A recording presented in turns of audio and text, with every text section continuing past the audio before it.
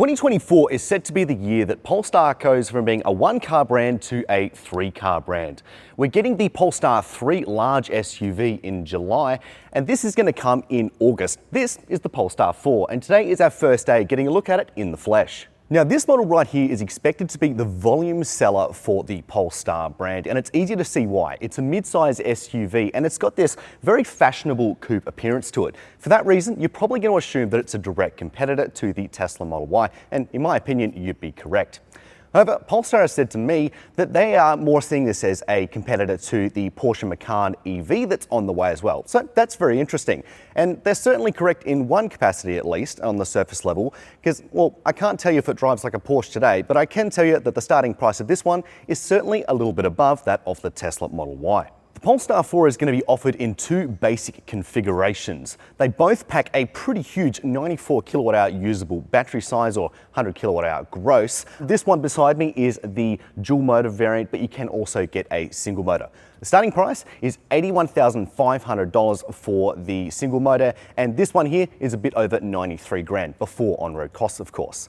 Now, according to WLTP testing protocols, which are generally pretty accurate in our experience, the dual motor here is going to be able to travel 580 Ks on a single charge. The single motor does 610 on a single charge.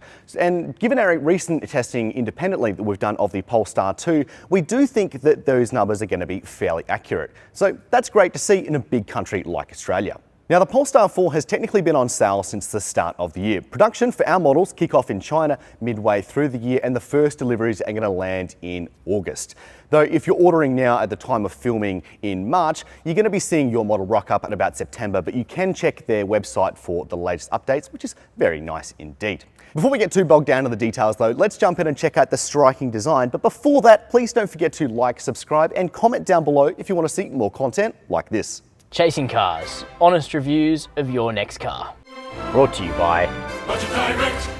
Now, Polestar makes no bones about the fact that it's a pretty designer-led company, and for the most part, I think that's a pretty good thing because I think a lot of their vehicles do look pretty good, and the Polestar 4 is no exception. It starts at the front with this dual blade headlight design, which I really like. It looks quite cool in how it comes along the front, and of course, we have these absolutely massive wheels. These are 22 inches, which you get with the performance pack, though the smallest you can get is actually 20 inches, so you can get 20s, 21s, and 22s. So no real small options there, but that is a part of the whole boosting range of EV technology, as we know. So coming down the length of the car here, it's about 4.8 meters long, 3 meters of which is the wheelbase, which is great for passenger space, as we'll talk about in just a second. Interestingly, we're going to get to this in a second, but this one doesn't have a rear window. It's got a camera that holds up the space there, but we still have traditional side mirrors, which is pretty good, so you're not getting too much of all that technology jargon all at the same time. Now, we're going to talk a bit about that roof a bit more in just a second. However, let's talk about the performance, given that this has got all the performance fruit on it. So starting with the single motor variant, importantly, that single motor sits on the back axle. So dynamically, this one should be a little bit of fun, just like the Polestar 2 has proved to be. Power-wise, it's got 200 kilowatts of power and 343 newton meters of torque. That'll get you from 0 to 100 in 7.1 seconds.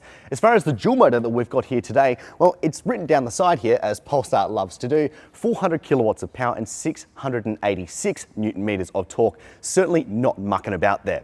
And importantly, that's going to get you from 0 to 100 in 3.8 seconds, meaning that this is the fastest Polestar that you'll soon be able to buy until the Polestar 5 arrives, which is expected to be even faster again. Now, you can also get the performance pack, as I said. That's going to set you back an extra $7,200. And for that, you get those 22-inch wheels, as I said, forged alloys, by the way, and you get 4-piston Brembo front brakes at the front, so that's pretty nice indeed. You also get a few other gold touches, of course, on the brakes and even your little tire cap there, but also things like seat belts, so you kind of know you're getting in the sporty one when you get into it every single morning. So that's certainly a nice touch. And handling-wise, I should also mention it's got a 50-50 weight distribution, so I'm certainly keen to see what that's like out on the open road. Now let's talk about the biggest talking point of the Polestar 4, which is the rear window, or perhaps just the lack thereof. So Polestar says they've actually done this in a funny way to increase visibility, because if you've been in a coupe SUV before, you'll know that they generally have pretty rubbish rear visibility. The reason for that is that if you want to have some decent headroom in the backseat for back passengers and you want to kind of keep this coupe shape, or you want to have good visibility, you can't really have all at the same time, or at least that's what Polestar has told me. And so the idea is by blocking this off completely, more headroom for the back passengers, and you still get these cameras up here to act as the field of view. This camera right here beams straight into your traditional rear view mirror here. It's a digital rear view mirror, and you probably even have one in your car. I, for example, had one in my Nissan X-Trail long-termer, and I got to admit, I didn't really use it all that often because I didn't think it was all that well calibrated, but Polestar insists that theirs is better. So essentially by placing it here, it's in the main aerodynamic stream of the vehicle, and that in and of itself, they reckon, should keep it free from debris and water and things like that. I'm not so sure, to be honest. I definitely have my doubts, and I want to test this on the open road, and particularly at night. Because I am concerned that things like water droplets could trickle down and stay on here where they're hidden from aerodynamic factors. But, you know, I haven't seen this thing in a wind tunnel, and definitely need to get it out in the open road to actually test it to see how it performs in the real world. This is some pretty wacky technology, and it's something they're going to incorporate on more of their coupe SUVs because I do think it has an inherent advantage. Polestar 5 is also going to have this one, so it certainly seems to be something that they believe in. Now, this is one I really want to get some feedback from you guys in the comments on. Is this something that would put you off buying a Polestar 4? Personally, I'm willing to give it a try, as I said, but I can see how some people would be a little bit not sure about it, given that you are essentially losing what is a absolute redundancy, as we often see in the conversations with things like steer-by-wire, for example, like we've seen in the Lexus RZ, or even the digital side mirrors that are being put out by Hyundai, Kia, and Audi, for example, when people are trying to innovate, make new things, make things more aerodynamic. So look, it's certainly interesting, and I applaud Polestar for trying something new, but let's just see if it works in the real world. So while I'm around the back here, let's have a look at the size of the boot. This is an SUV and all, so let's hope it's practical. So standard power tailgate on this one, and we reveal a 526 litre boot. Pretty decent amount of size, I think, and as I always like to say, it's not just about the size of the boot, it's also good to have a clever boot. We've got some netting on this side, we've got an extra speaker here for the Harman Kardon sound system, 12-volt sockets, and we do have a 2-stage floor here. And we open it up and we do have some wet storage down below, though what you won't find is a spare tire, which unfortunately continues to be a bit of a trend in EVs, and it'd be great to see some space savers start to make their way back into these cars. Now, of course, I should point out that this is a pre-production model and things could change before it finally hits Aussie showrooms. But for now, this does seem to be a decent amount of space back here. And I should also note that there is a 15-litre frunk, I suppose that's the term for it, up the front for a little bit of extra storage. So before we jump in the inside, let's talk quickly about charging, given that this is an electric vehicle and all. So this one sits on a 400-volt architecture. It's the SEA platform shared under the Geely partnership, and you're also going to see this underpinning the Polestar 3. So in terms of maximum charging speeds, you're looking at 200 kilowatts for DC chargers, your fast chargers out on the open road and such as that. For AC, it's a little bit more complicated. So 11 kilowatts is the standard maximum charging speed, and you can bump that up to 22 kilowatt if you go for the $8,000 Plus Pack. I should note that that Plus Pack, of course, includes some other things aside from just faster charging. So it's good to see that we're starting to see some pretty serious AC charging speeds, because as any electric vehicle owner will tell you, you don't want to be charging out on the open road. Really, you're going to want to charging this at home as much as you possibly can. But anyway, that's enough for the tech specs. Let's jump in the inside. Jumping into the interior of the Polestar 4 now, it's a similar sort of style to what we've seen from Polestar products previously, but it does have a few key changes. Notably, it's got this 15.4-inch landscape touchscreen, different to the portrait arrangement which is in the Polestar 2, and it's also quite a bit bigger than that one as well. And this really is your absolute base station. You can do so many things through the Android Automotive software system here, including open the boot, of course, as you probably expected some other things, but there are some other things that you may not expect. For example, like if I open up this car section here, go to the interior, they've taken a leaf out of Tesla's book and you can open the glove box like so. Who would have thought? That's pretty crazy indeed. And you can play around with some of the ambient lighting here, changes colors to all the different planets and things like that.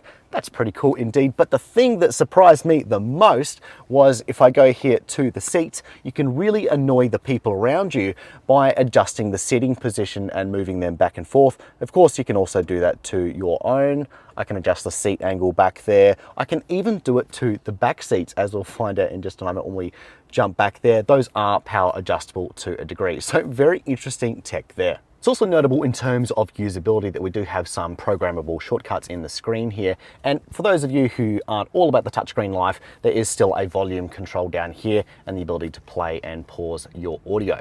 Now, importantly, this isn't the only screen in the interior of the Polestar 4. We've got an additional 10.2-inch display up here for things like speed and battery charge level and things like that. So it's nice to have that additional bit of feedback so you can leave this more to your entertainment and other needs.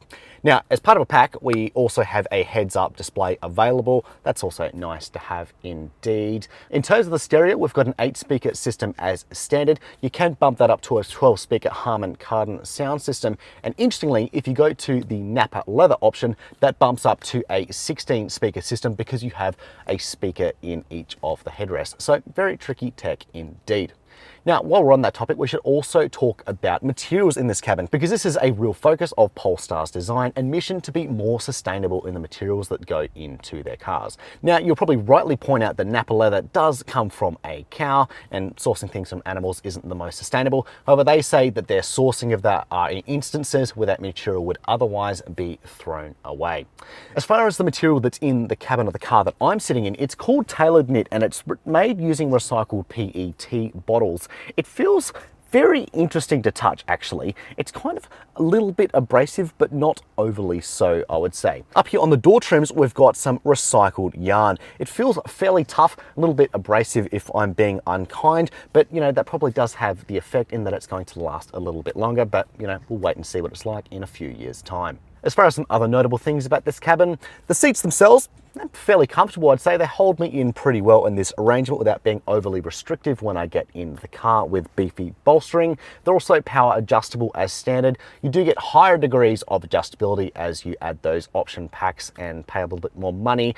They're heated as standard, though ventilation is an added option. So fairly standard affair in that respect, I suppose. But anyway, that's enough for the front seat. Let's check out that back seat. I'm in the back seat now, so has Polestar's big bet with their ditching the rear window to add extra headroom paid off? Well, in terms of headroom, it certainly has. I have heaps of headroom here. We've got this panoramic sunroof as well, which is standard on the base model. My head touches the pillar here, and you have to kind of duck a little bit when you get into the car, but generally it's pretty good. As far as other parts of the comfort experience, they've cut out the seat here, so you will get a little bit of bolstering when you go through those corners, but it's also pretty comfortable, I think, as well. In terms of down markers, look, the floor is still pretty high. That 100 kilowatt hour battery pack is still pretty intrusive in here. It's not the worst I've seen, though I do think that ultimately this is compromised in comparison to its combustion engine rivals. Though I will say, in terms of the other parts of the comfort experience, I've got a good amount of toe room and the headroom's pretty good, as I said, and the seats themselves are pretty decent. So could I live with it? Yeah, absolutely I could. As far as amenities back here, well, look, I'll pop down this armrest like so. And not only do we have a very nice little armrest here, pretty comfortable actually, it's really decent and feels quite solid. You do have the ability to, of course, pop out cup holders like so when it listens to me. There we go, pops out like so. And we also have the ability to adjust the angle of the seat, which is pretty incredible, I think, and not really something that I've seen outside of luxury vehicles very often. You can also do that within this little central display we've got here. You can also adjust some music and also turn on your heated rear seats. So that's all very nice. Though one thing I will add here as a parent who is always keen to see more ventilation in back seats is the fact that we have some rear air vents here, and we also have them in the pillars here. So more likely to get on your face and not just on your knees, as we so often see in the back seats of cars. Now, whether you love it or hate it, I don't think anyone can deny that the Polestar 4 is a very intriguing vehicle. And I applaud Polestar here for actually trying something new in a market which is becoming so same everywhere you look.